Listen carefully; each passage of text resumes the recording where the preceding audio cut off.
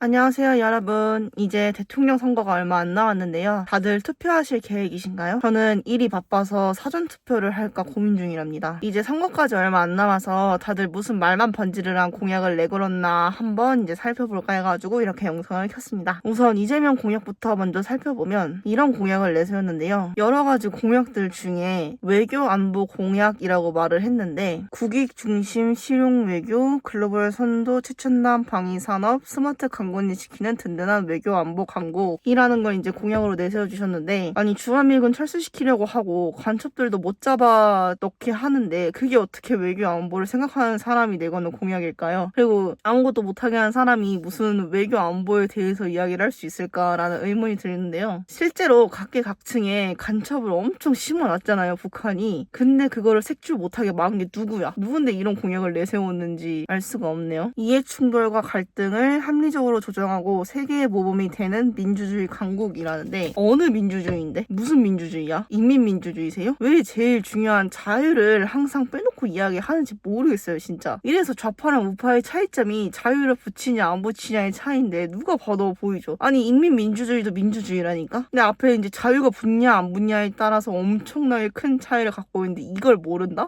정말 안타깝지만 어떻게 회생할 방안이 없다고 생각을 합니다. 아이들의 웃음, 청년의 푸름, 장년의 경험, 노년의 지혜가 어우러진 촘촘한 복지 강국이라는 또 복지 강국 정책을 내걸어 주셨는데, 아니 좋지, 말로만 들으면 좋지. 근데 복지가 강하면 뭘 할 수 있는데? 복지가 강하다고 되는 건 아무것도 없어요, 여러분. 물론 내가 인생을 정말 실패를 했을 때 최소한으로 죽지 않기 위해서 안정장치가 되는 게 복지라고 생각을 하는데, 지금은 그 안정장치 수준을 넘어서 마리오네트처럼 다 복지로만 연결을 시켜놓으면은 어떻게 하겠다는 거야? 나라에 돈이 없는데 어떻게 복지 정책을 계속 할 건데? 그리고 지금 복지 정책이라고 나오는 것들을 보면은 남녀 갈라치기밖에 더 되나요? 복지가 나라의 근간이다라고 말하는 병신이 제 주변에도 있거든요. 근데 돈이 없는데 어떻게 복지를 할 거야? 그렇다고 너네한테 세금을 더 내라고 하면 세금 더 내기 싫잖아, 안 그래요? 그리고 이해가 안 되는 게, 인권을 왜 굳이 여성 인권이랑 인권으로 나누는지 저는 모르겠어요, 진짜로. 아니 그러면 왜 남성 인권은 없어? 저기 길바닥에 지나가는 고양이 새끼, 개새끼 경권이나 양권은 존나 생각하면서 옆에 있는 지네 아빠들 인권은 생각 하나도 안 해.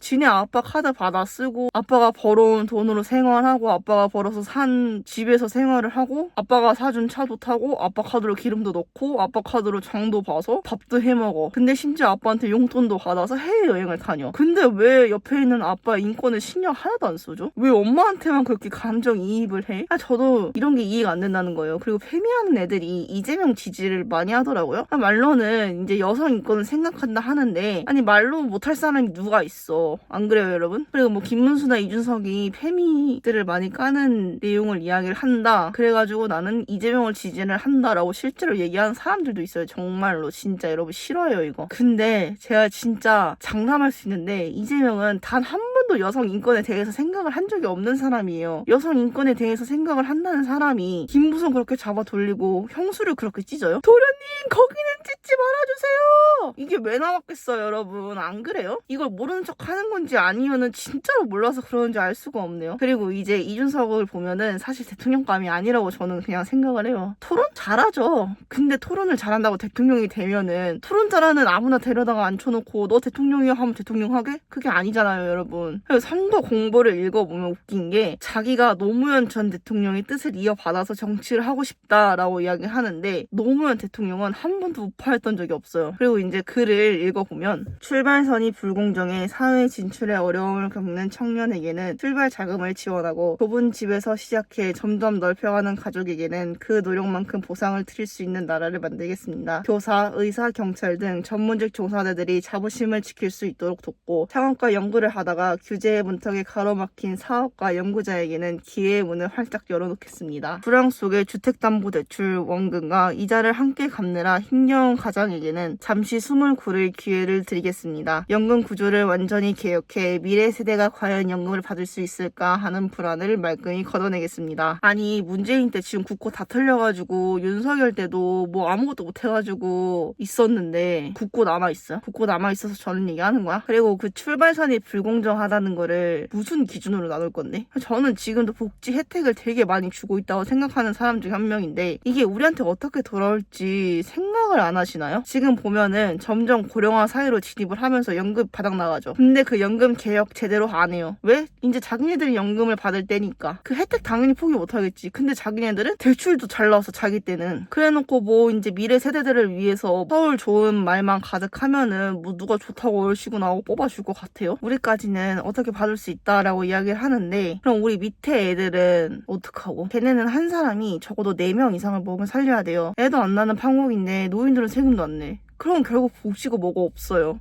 왜? 돈을 내야 되는 청장년층들의 부담감이 심해지거든. 그러면 누가 애를 낳고 싶어 하겠어요. 이런 상황인데 복지한다고 세금 가져가서 예산 더 달라 해. 그러면서 세금 올라갔다 지랄해. 뭐 어쩌자는 거야. 그런 말 있죠 여러분. 좌파 탈출은 지능순이라고. 판단은 여러분의 몫입니다만 이상한 선택을 안 하셨으면 좋겠네요. 내란당이니 뭐니 하는 말들이 많은데 SNL로 나왔었죠. 본사 직원 자르고 규정을 바꿔서라도 알바생을 살린다라고 추미애가 말했는데 이거야말로 내란이 아니면 뭐겠어요 여러분. 안 그렇습니까? 그럼 다들 투표 잘하시고 다음 영상에서 만나요. 안녕.